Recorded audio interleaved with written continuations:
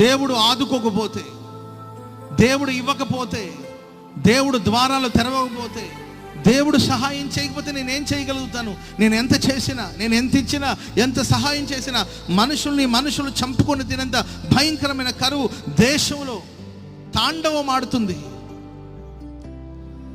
ఈ సమస్యలకు పరిష్కారం రావాలంటే దేవుడు దిగి రావాలి. ఈ కరువు కోర నుండి బయటికి రావాలంటే దేవుడు రావాలి. పట్టణంలో ఉన్న భయాలని తొలగిపోయి ప్రజలు ప్రశాంతంగా బ్రతకాలంటే, 3 పూట్ల ప్రశాంతంగా తిని తమకు, తమ బిడ్డలకి, తమ కుటుంబానికి సంరక్షణ కలగాలంటే దేవుడు రావాలి, దేవుడు సహాయం చేయాలి అని రాజే చెప్పాడండి.